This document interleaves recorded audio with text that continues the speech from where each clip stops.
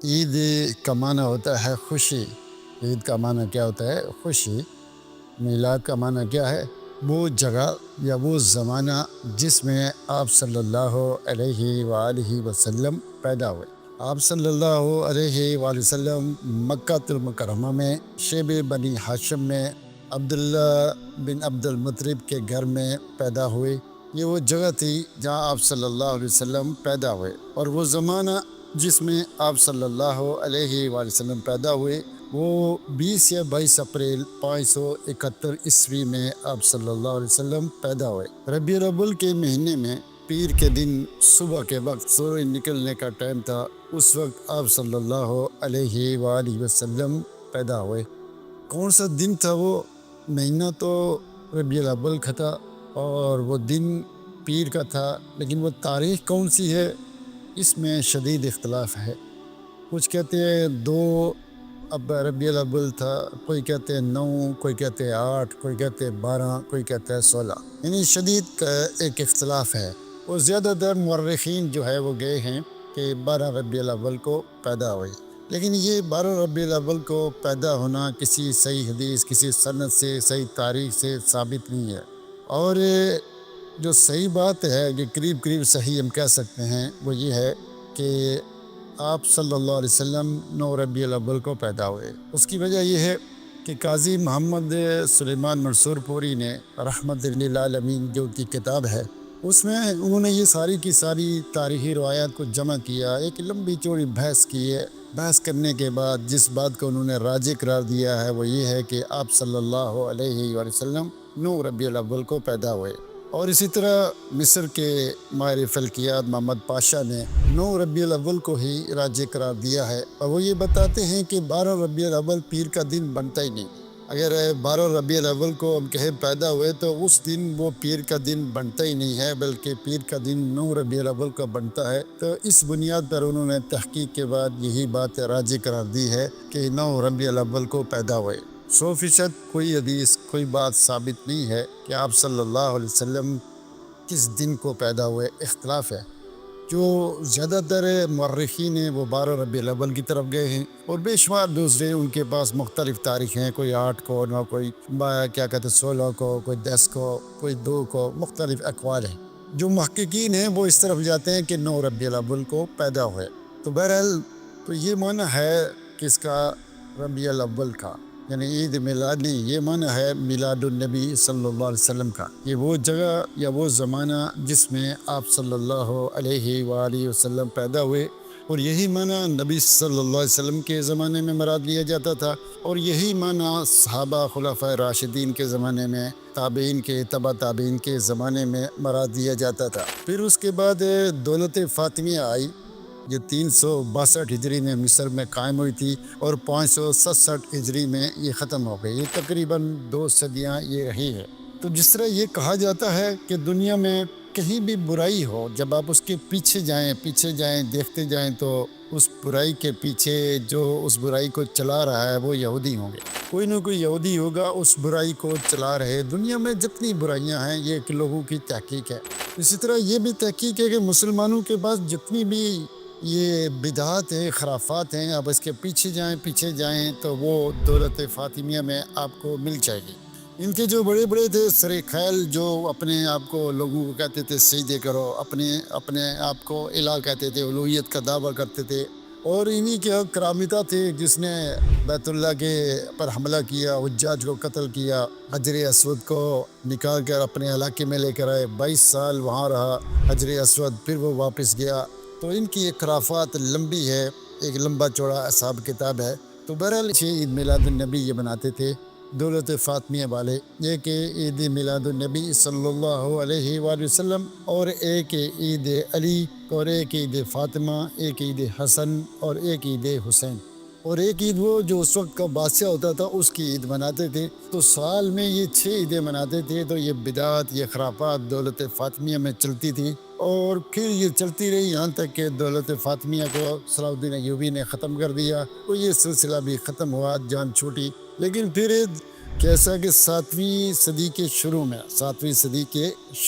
620 میں شام کے ملک کے قریب اربل کے جو ایک بادشاہ تھا، موصل کے علاقے کے قریب اربل کا ایک بادشاہ تھا ملک مظفر، اس نے اس بدعت کو دوبارہ ایجاد کیا۔ اس وقت ایک بہت بڑا عالم تھا، اس نے کتاب لکھی التنویر فی مولد البشیر و نذیر، ابو الخطاب ابن دخیہ، جو 633 میں فوت ہوتا ہے۔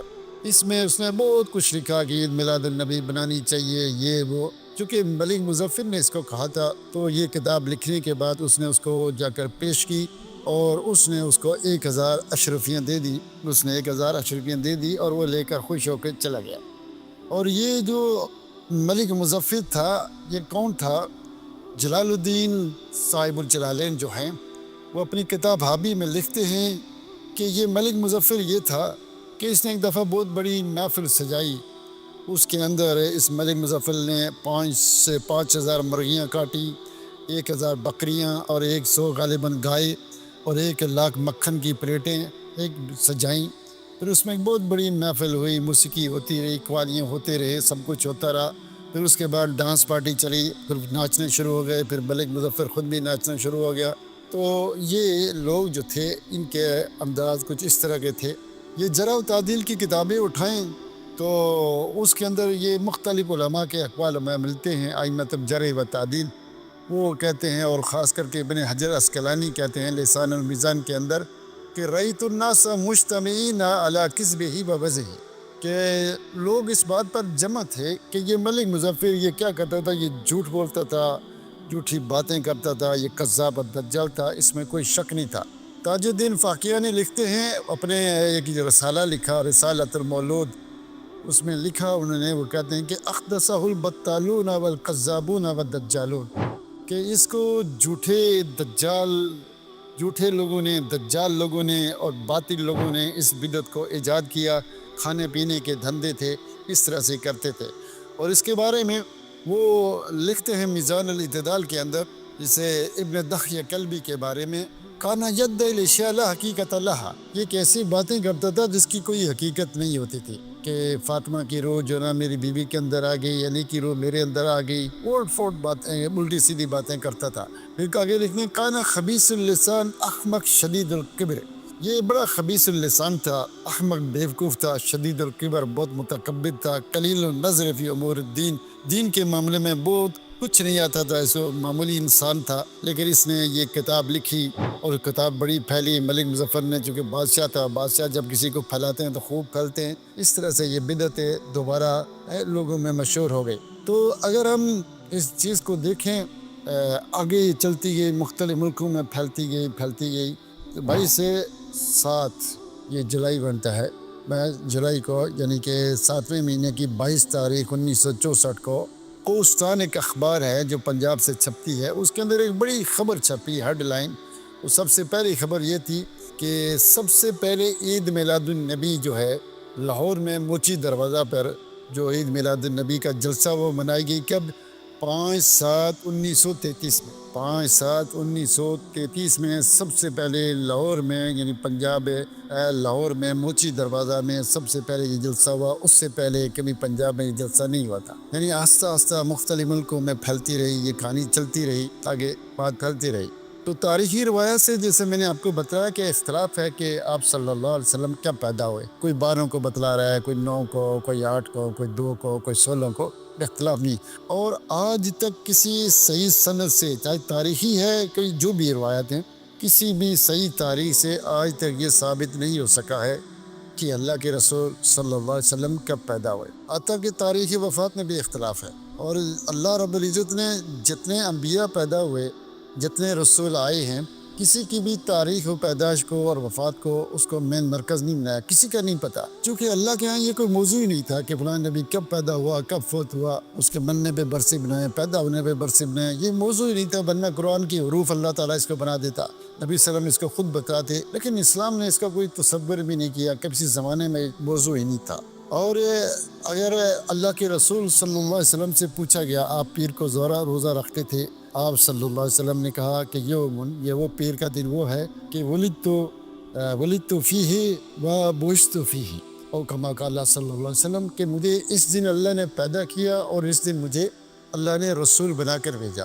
گویا کہ پیر کے دن اللہ کے رسول روزہ رکھتے تھے، تو روزہ رکھنے کا معنی یہ ہے کہ شکرانے کے طور پر اللہ کے رسول روزہ رکھتے تھے۔ جب روزہ رکھتے تھے پیر کے دن، تو پیر تو ہر ہفتے کو آتا ہے، آپ صلی اللہ علیہ وسلم ہر ہفتے کو، ہر مہینے کو روزہ یہ کام کرتے تھے۔ اگر نبی صلی اللہ علیہ وسلم کا طریقہ اپنانا ہی ہے، خوشی ہونا ہی ہے، تو آپ ہر پیر کو روزہ رکھیں، کیونکہ اللہ کے رسول صلی اللہ علیہ وسلم کا طریقہ اور سنت یہ ہے کہ اس پر دن روزہ رکھے۔ اور آپ کی میلاد کبھی منگل کو ہو رہی ہوتی ہے، کبھی بدھ کو ہو رہی ہوتی ہے، کبھی جمعرات کو، کبھی جمعے کو، کبھی ہفتے کو، کبھی اتوار کو ہو رہی ہوتی ہے۔ تو اس لیے کیا ہے کہ یہ روزہ رکھنا نبی صلی اللہ علیہ وسلم کا طریقہ ہے۔ آپ اس کو چھوڑ کر ناچتے، روزہ خوشی کے اینڈ ہے، کھاؤ پیو سیلیبریٹ کرو، ادھر جاؤ ناچو کودو۔ عید والے دن اللہ کے رسول اس دن روزہ رکھ رہے ہیں، گویا ہم اللہ کے رسول کی مخالفت 100% کر رہے ہیں۔ اللہ تعالیٰ سے دعا ہے کہ اللہ تعالیٰ ہمیں حق کو سمجھنے کی توفیق دے اور اسلام پر چلنے کی توفیق دے۔ یہ بہت لمبی باتیں ہیں، لیکن میں نے چونکہ مختصر 10-12 منٹ کی جو سی بات کی آپ کے سامنے تاریخی حیثیت سے کہ عید میلاد النبی کیسے آئی، کہاں سے آئی، کس طرح آئی۔ آمین یا رب۔